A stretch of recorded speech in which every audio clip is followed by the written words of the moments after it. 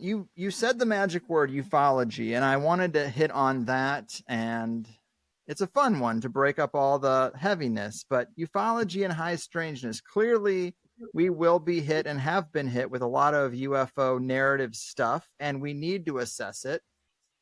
And the question would be, where should we turn? And of course, this is why it's good to be a plus member, because you get the fun stuff, and other people just are blissfully unaware of what they miss. They would not expect this right turn.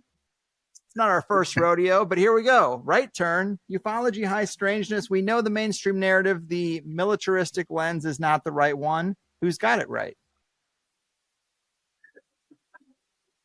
No one. I mean, like, I think about this a lot. I'm just so allergic. I mean, I did years of work in ufology, and I had a sold out show at the Guggenheim with Diana Walsh Basulka. I was all in. I think I've extracted the medicine in it for me, right? So it's just like a tired reboot to me now. Now, if you're coming into it fresh, it's not. And there is something Richard Dolan said, which I love, and he said this at his wedding, which I was at. Speaking of Catherine Fritz, in the middle of Australia in the desert, that ufology is like an initiatory system or a gate that you come in one side, and it's usually nuts and bolts. And by the end of it, and he used it getting married to Tracy, who is wonderful as an example of, like, by the end of it, here you are in the middle of the Australian desert marrying a remote viewer. Like that, like he started off as a historian of the Cold War into this initiatory gate, and he comes out getting married by Catherine Austin Fitz to a remote viewer. So, all right. And everyone, I don't begrudge anyone that process. So, as to who does it right, it remains the classics, it remains Jacques Vallée, it remains all of that kind of stuff. There is, and Encounters wasn't that bad. Like the Netflix show, speaking of Diana, that came out recently, that wasn't that bad. Obviously, her books are good, but I just have, it's not so much an allergy. There's no medicine left in it for me. So I just have like little interest. Now it just looks like what it is, which is stupid war propaganda and 105 IQs picking over stories from 70 years ago that I have also picked over. So like I don't necessarily begrudge them that either. But just the world, the archetypes that are closer to the surface look more biblical to me now. They're like we're basically in Revelations' business plan. So I'm much more interested, I guess, in angels and Mayan prophecy as my map, as my frame, and less interested in maybe the Watchers are UFOs or what have you. Like it just seems out of time for me at the moment. Those are my plus member thoughts on ufology, because it's just all the stuff that people expected to happen, the Grush stuff, it's the same as it always is. Please, please, please, they'll do it again. Don't fall for it again. I mean, watch it, but don't fall for it again. Yeah. Well, I don't know. I guess for me, I think that it's become more exciting because some of the stuff that was said with Vallée and has been said that I kind of brushed off as, well, that's not all that interesting. I've now found why it is interesting, that it has to do with consciousness and the field, the information field, the imaginal. Like these are terms for maybe one psychic space or maybe some field. But I guess I just always dismissed that. I wanted independent, autonomous entities with agency, regardless of if they live in the field or in another dimension or some other planet. I didn't really care. I found it provocative, and I still do. But you mentioned Diana Pasulka. So my last episode of the year, spoiler alert, is Diana Pasulka, and it's damn good. And it'll go up before, you haven't been able to hear it, but anyone listening to this, when it goes up, will have heard it.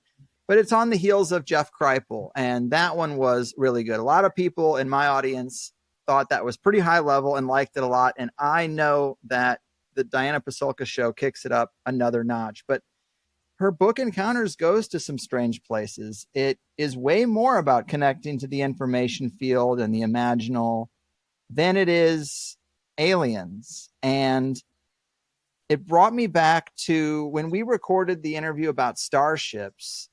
I remember saying to you, hey, can we hold off the recording for like 2 hours? Because I just had an aha moment and I want to rework my outline, almost need to rework it entirely. And that was based around your comments regarding the Dogon. Like the Dogon seem to have random bits of information that they shouldn't have. And it's not necessarily pertinent to their life, but it's true. So I'm listening to Diana Pasulka. Well, I'm reading her new book and I'm listening to her as we're talking. I'm thinking about that. And I'm thinking about the first book she wrote about Tyler D and how he's got these protocols for tapping into the information field.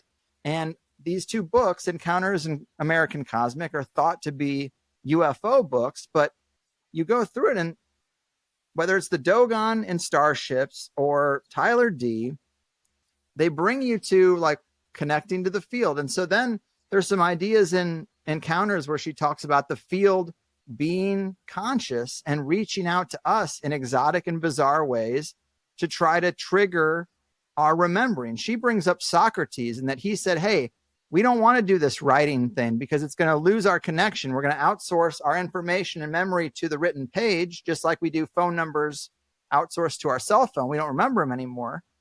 He thought that would destroy our connection. Maybe it did. And then it gets me thinking about Chris Knowles and Lucifer's technologies. You think that a technology like writing is a beautiful thing, but maybe it's a demon whispering in the ear to say anything to keep you disconnected from the field is a trickster, is something a trickster likes to do.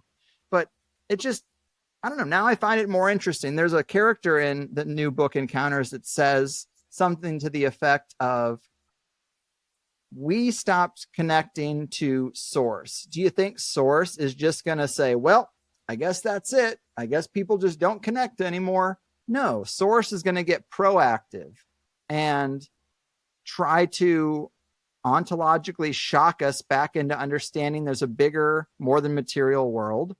And I just see some connective tissue between all these things. And it makes sense to me that that's what the UFO experience is, especially given that so many people become mystics or healers or right. So, but that you're still going through the initiatory gate that I was just talking about. Then you're about to come out the end of it. Like you're working at the whole. Oh, it's a less than satisfactory collection of ideas and words and names for. I didn't even want to say like it. It falls apart after that because you can't even say for the phenomena or some kind of phenomena that has been with us the whole time, which is true. It's more that we're using mid-20th century science fiction, danger, Will Robinson terms for describing all of reality, not even just like some weird phenomena. That's why it's boring to me now because like that's what it looks like. And it's boring to me. And I say this with gratitude because I've been through that gate. Like you mentioned, that was my first book that's coming up on 10 years old. Like I wrote that 10 years ago.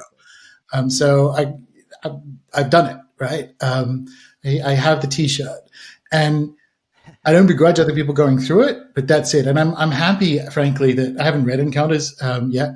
I'm happy, frankly, that it's better or further in that direction and further, like I guess Dr. Jeff is rubbing off on her a bit more than the first one, because the first one was still too nuts and bolty. It was still trying to find the interface between the danger, Will Robinson UFOs and the fact that what you're actually called to do is situate yourself in a living cosmos.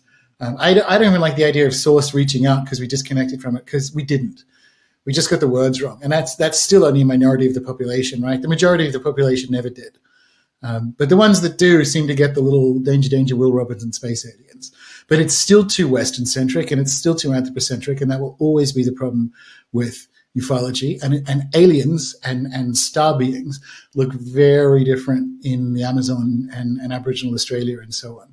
So that's always been, I needed to get through ufology, which is our, I think it is the, other than atheism, like other than complete denialism, it's potentially the least satisfactory frame that you can bring to the question of philosophy of like, what is the cosmos and what am I to it? Is there any difference there? Right. So that's like, I actually appreciate and have gratitude for it doing its work. And I do think so. Pluto in Aquarius, which moves back into Aquarius coming up into 2024, dips out for a few weeks back into Capricorn, I think to do some legal stuff to do with the Bidens and whatever in the lead up to the election. But then it's in Aquarius for a bajillion years, 20 years, more actually. Pluto in Aquarius seems to have something to do with ufology. Seems to have something to do with like revelations of high technology and saying, oh, I guess UFOs are some kind of thing.